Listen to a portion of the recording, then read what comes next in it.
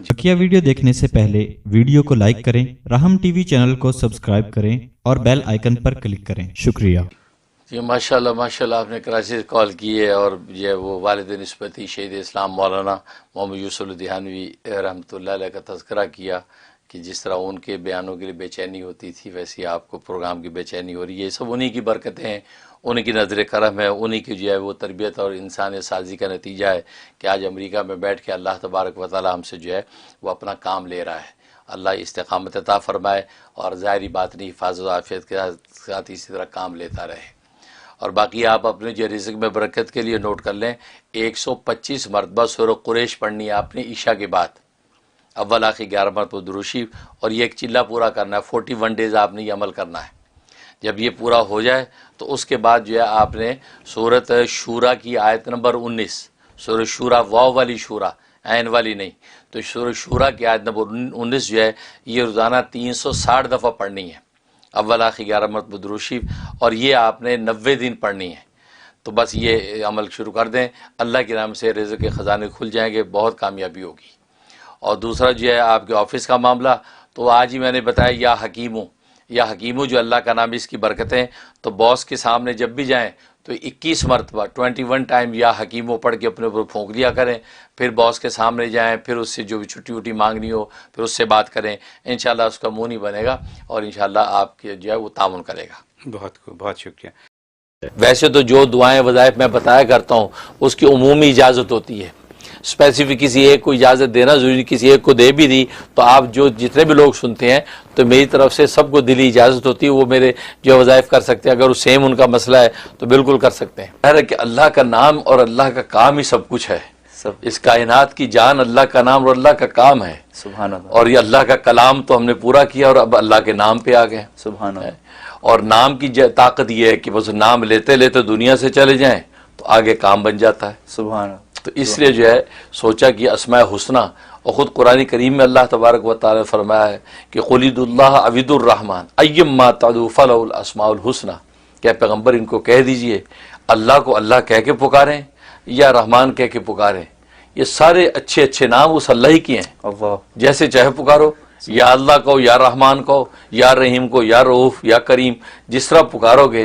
फरमाया ये खूबसूरत हसीन सारे नाम जो है उसी अल्लाह के हैं जो अल्लाह सब कुछ देता है।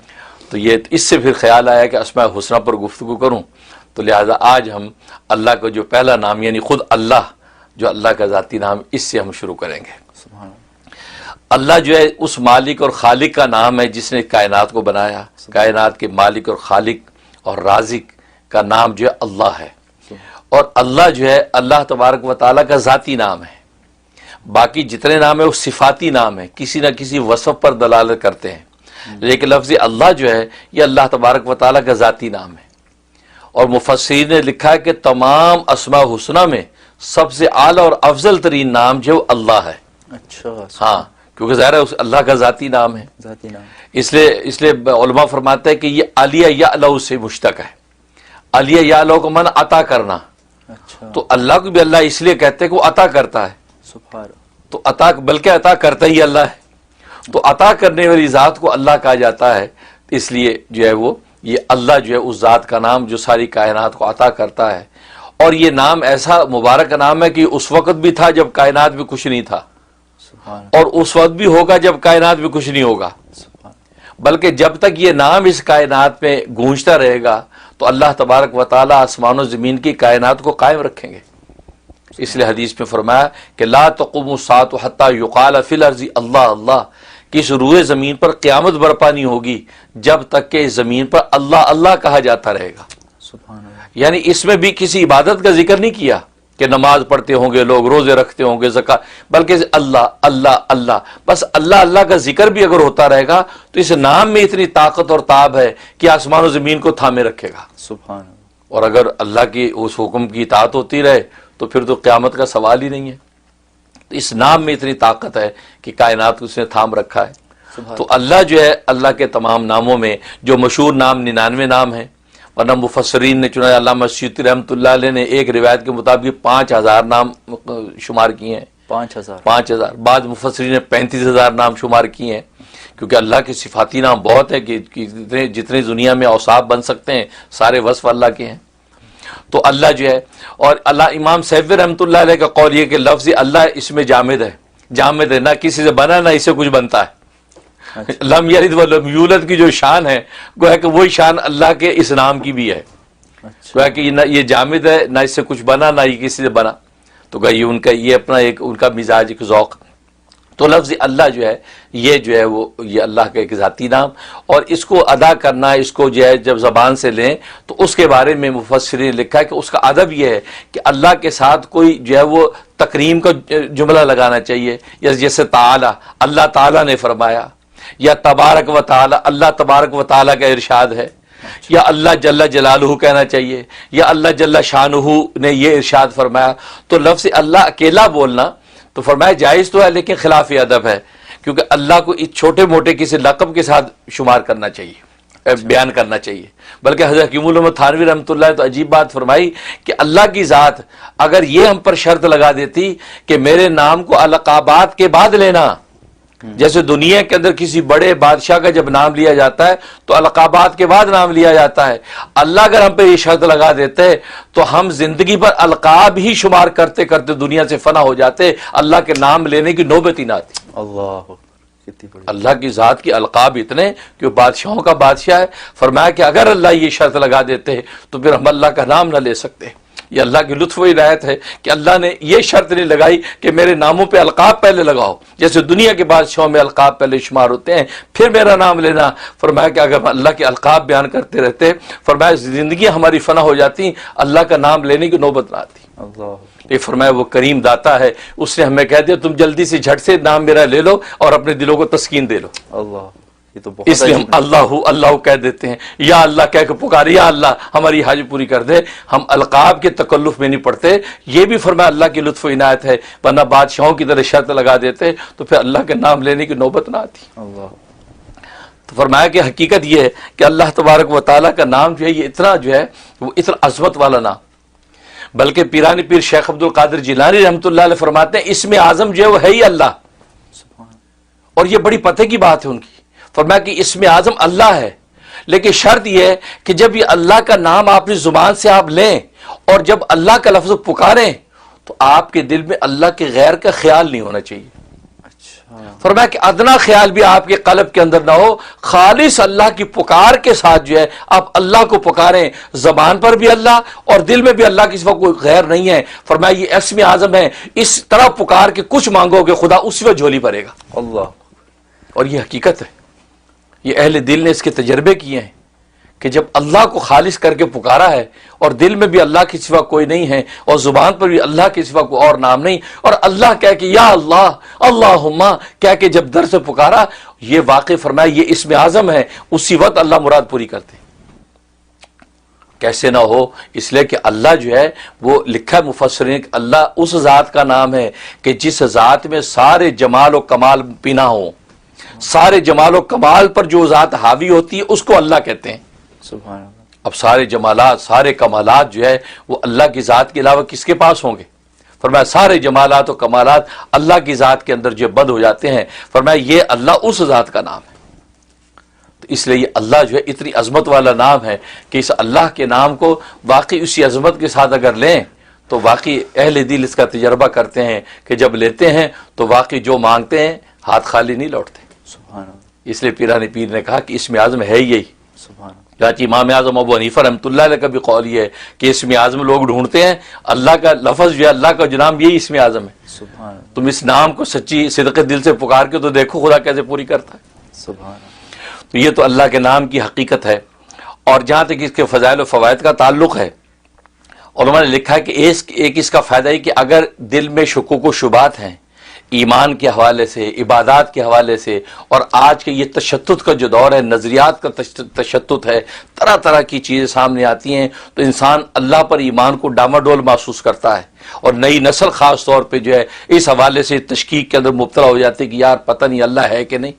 فرمایا اس کے لیے زبردست اس میں تاثیر ہے کہ یا اللہ یا اللہ یا اللہ فرمایا 1000 مرتبہ پڑھ کے سینے پہ دم کیا جائے اور پانی دم کر کے پلا دیا جائے. فرمایا جس قسم کی دل کے اندر شکوک و شبہات ہو گئے رفع ہو جاتے. اچھا ماشاءاللہ.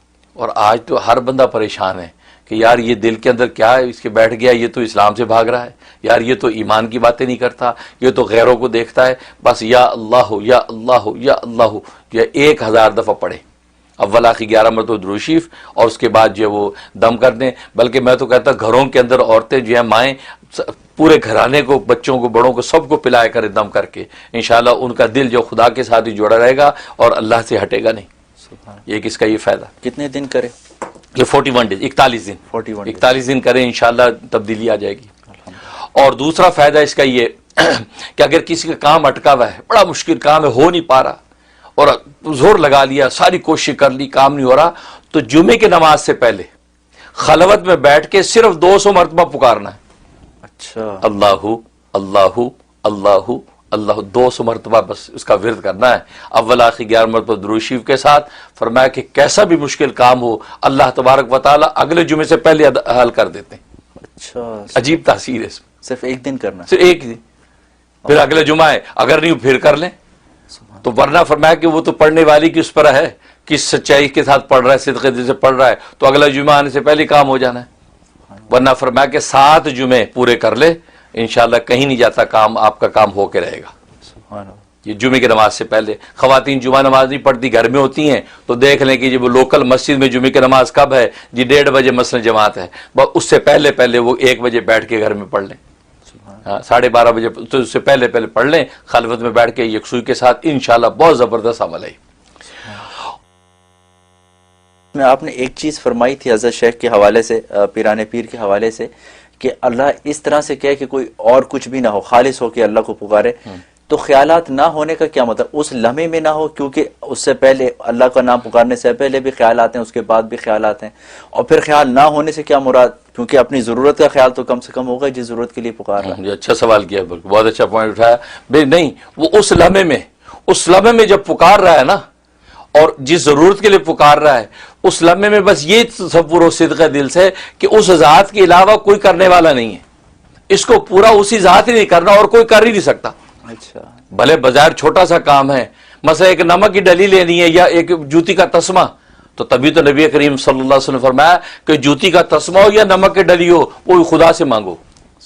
حالانکہ نمک کی ڈلی پڑوسی دے دے گا آپ کو, تسمہ دکان سے آپ کو مل جائے گا, لیکن فرمایا اللہ سے مانگو. اس کا مطلب یہ کہ وہ جو بھی چیز آپ مانگ رہے ہیں اس لمحے میں آپ یہ تصور باندھ کے مانگے کہ اس خدا کے علاوہ اور اس کو جو حل کرنے والا نہیں, اے اللہ خالص ساری کی ساری ہے, ایاک نعبد و ایاک نستعین, تجھی ہی سے ہم مدد مانگتے ہیں. اس شان کے ساتھ ہاتھ اٹھائے گا, اللہ تبارک و تعالی اس میں اعظم کی طاقت پیدا کر کے عطا کر دیں. سبحان اللہ. یہ مطلب. ماشاءاللہ, جزاک اللہ.